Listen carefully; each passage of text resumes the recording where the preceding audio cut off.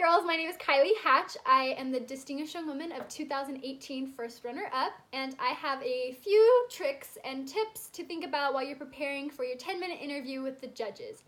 Number one, I say to relax. I want you to think of the panel of judges as friendly aunts and uncles that are just trying to get to know you better by asking questions. They're not scary people. They really just want to ask questions to get to know you better. Number two, smile. I want you to have pleasant expression on your face while they're asking you questions. In between questions and answers, smile, let them know you're engaged and into the interview. Number three, refrain from using slang words. The interview is still professional. You are competing against the other girls for the scholarship, so you want to keep the professional words, not necessarily big words, but just not slang words. Number four, I want you to let your personality shine. Each girl and each judge has their own personality. You want to show them the different personalities by the way you answer your questions, the stories you tell, which kind of falls with number five, is that the program is not a pageant, it is a scholarship program. And so because it's not a pageant, the world peace is not the answer for all of the questions. So coming with your personality, the way that you answer the questions will let your personality come out more and different. If you do ever refer to the Distinguished Young Woman program during your interview, totally fine, I suggest it, but I would suggest using the whole Distinguished Young Woman program instead of the DYW program, just more professional. Also looking into the program, knowing what the program is about. If the judges were to ask you like, oh, why do you want to win? Or why did you decide to sign up for it? It's good to know what the program is and what it stands for. So doing a little bit of research on the website, asking other people about it will only improve your answers for that. Number six, while you are answering and while the other judges are asking questions, judges will be writing notes in their notebook. Don't be offended if they do this while you're answering questions. They're writing, oh, that was a good answer, solid answer about the president, or solid answer about family, or oh, the way that she dresses, she's really rocking that dress, she's standing up nice and tall, they're writing down positive notes, and so you don't want to be offended if they're writing down while you are interviewing.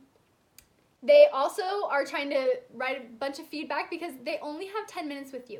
So writing everything down to try to remember who you are during your interview is what they're doing when they're writing down. Number seven kind of goes with number three, is you are going to try not to use those like, yeah, those filler words, if you know what I mean. So if the judges ask you a question and you don't know the answer right away, it is totally fine to take a minute of silence to think about the question before you answer it, instead of saying, and then answering the question. It's much better to have a little moment of silence. Number 8, number 9, number 10, and number 11 all kind of go together. Number 8 is good posture. You want to be nice and tall. You don't want to be slouched over. Number 9 is to keep your hands at a resting side. Number 10 is to place the heel of one foot in the arc of the other foot. Number 11 is to gently talk with your hands. So I'm going to kind of show you what that means. So for having good posture, you don't want to be slouched and like bent over, leaning to one side. You just want to stand natural with your hands to your side. The no fig stuff kind of just talks about like you don't want your arms crossed or folded or on your hips or behind your back. You want them to your side. With number 11 is talking gently with your hands. It's totally fine to acknowledge one judge over here and to look at the judge over here. Use your arms to emphasize, but you want to mostly keep your hands to your side at a nice resting place. You don't want to stick still or like that. No, just to your side and natural. And then about the feet, it's kind of confusing and it'll be kind of hard to see here, but I want your heel of one foot into the arc of the other foot, standing like that. It's totally fine during your interview to switch, maybe put one foot in front of the other if you're kind of starting to get a little nervous. Don't rock back and forth, but switching from one foot to the other is totally fine too. All right, number 12. This kind of goes with the personality question, or letting your personality shine. is that if the judges ask you a question, you don't want to say just yes or just no. You want to have a little bit more of an explanation or reasoning behind your answer. For example, if they say, oh, do you like chocolate ice cream? I don't want to just say no. I want to say, when I was 4, my grandpa took me out to ice cream and I threw up afterwards, and I had chocolate ice cream.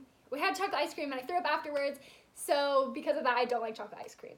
Something like that, not, I just made that up on the spot, but having more of a story and a reasoning behind your yes and no questions will show the judges, 1, more your personality, and 2, it will show them the way your public speaking skills go up in points a little bit on that one. Okay, number 13 is to keep 4 or 5 stories in the back of your head that you can use to apply questions asked and relate to many different things. So for example, think about 4 or 5 things that you want the judges to know before you leave the interview. So for me, it was I wanted the judges to know that I played piano, I spoke signed sign language, that I played basketball in high school, and I think something like friends that college that you want to go to. There we go, we'll go with college. So you want to be able to say, if they ask you a question about school, like they asked me a question, what was my favorite thing in high school? I pulled out my basketball story. I'd be like, my freshman year, my team went undefeated, and it was the best season that I've ever had in basketball. Something like that. Or if they ask you questions about if you went on a humanitarian service activity or service somewhere. If they ask you if you like rather give or take, you would say, oh, I'd rather give, and then share your service experiences. Just keeping those stories that you want the judges to know about you in the back of your mind so that you can relate it to any question that they ask. Number 14 is it's okay to be funny, and it's okay to let your personality, your wittiness, your quick thinking, the judges will not ask political questions the entire time. They will ask you a good funny question at the beginning to get lightened up a little bit, and it's totally fine to answer with the funny answer. I know they asked me about one of my personality trait, and the first thing that always comes to my mind is how blonde I am. My family makes so much fun of me for all the blonde, dumb jokes and things that I say, things that I do. So I was able to share some of that during my interview and just let my personality shine a little bit more. So just remember that this interview, it goes by really fast, so enjoy all the questions that you can. Think about what you want the judges to know. Think about your posture, your words, and honestly just have fun with it and let the judges see how distinguished you guys really are. So good luck in the interview, and I hope you rock it. Thank you.